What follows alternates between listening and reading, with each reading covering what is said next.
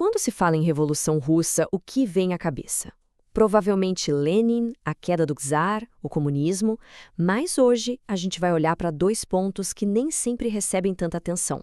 A mudança inacreditável que a Revolução trouxe para a vida das mulheres e os experimentos econômicos, digamos, radicais que eles tentaram. Foi um período que mirou na utopia, mas deu de cara com uma realidade bem brutal. Para organizar nossa conversa, vamos seguir um roteiro. Primeiro, a gente vai entender as rachaduras que já existiam no Império Czarista. Depois, mergulhamos no caos de 1917. Em seguida, a gente foca nesse novo mundo que se abriu para as mulheres e também na grande aposta econômica de Lenin. E por fim, a gente tenta amarrar tudo isso, pensando no legado cheio de contradições que ficou. Então, para entender a tempestade de 1917, a gente precisa olhar para a calmaria. Uma calmaria bem tensa que veio antes. A Rússia dos czares era uma sociedade que parecia parada no tempo, sabe? Uma autocracia que não fazia mais sentido, com uma divisão social gigantesca. Era um império quase feudal, e isso se refletia de forma muito clara na vida das mulheres. Olha, e o Dostoiévski, um gênio da literatura russa, matou a charada. Ele falou da futilidade e o anacronismo da classe dominante.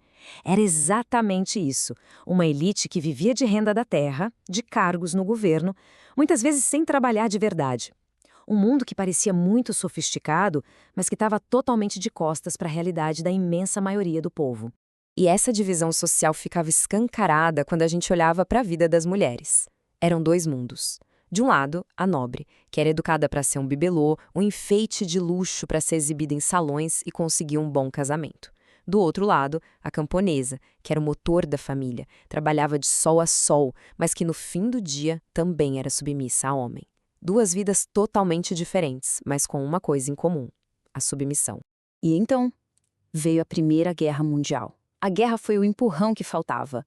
A pressão do conflito, junto com a fome, o frio, a miséria, tudo isso criou a tempestade perfeita. Em 1917, aquele império que parecia eterno simplesmente desabou. E os acontecimentos rolaram numa velocidade assim, alucinante. Em fevereiro, o que começou como um protesto de mulheres por pão virou uma revolução que derrubou o czar em dias. Um governo provisório tentou botar ordem na casa, mas não conseguiu. Aí, em outubro, os bolcheviques, liderados por Lenin, deram um golpe final e tomaram o poder, prometendo virar a mesa de vez. O grande trunfo dos bolcheviques foi uma promessa simples, direta e muito, muito poderosa: paz, pão e terra. Pensa bem, paz para os soldados que não aguentavam mais a guerra, pão para os operários famintos nas cidades e terra para os camponeses, que eram mais de 80% da população. Era tudo que o povo queria ouvir. E aqui a gente entra num ponto que é fundamental. Para os revolucionários, a libertação das mulheres não era um item secundário na lista de tarefas. Não, era a parte central do projeto.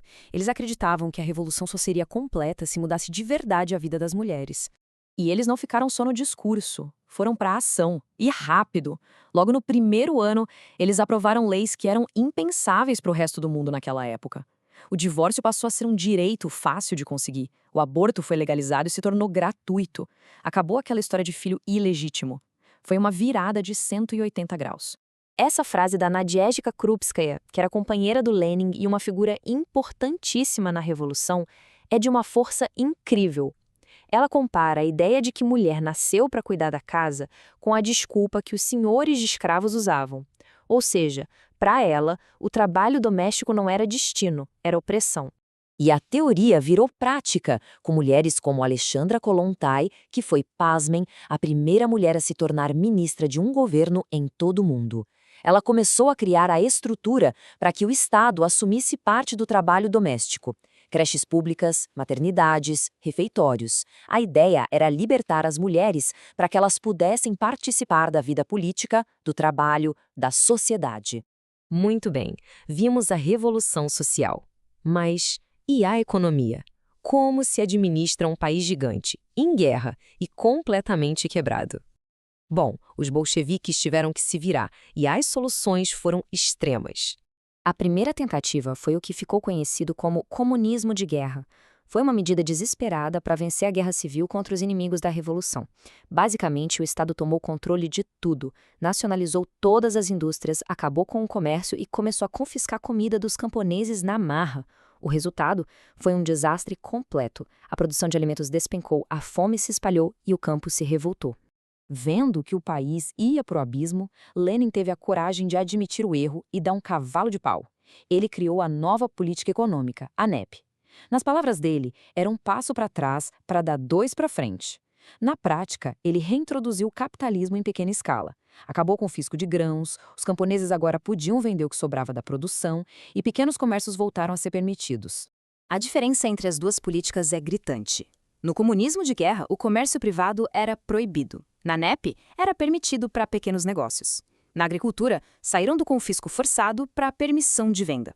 O foco deixou de ser apenas ganhar a guerra e passou a ser a recuperação da economia. Foi uma mudança radical, mostrando um lado bem pragmático do Lenin. Certo.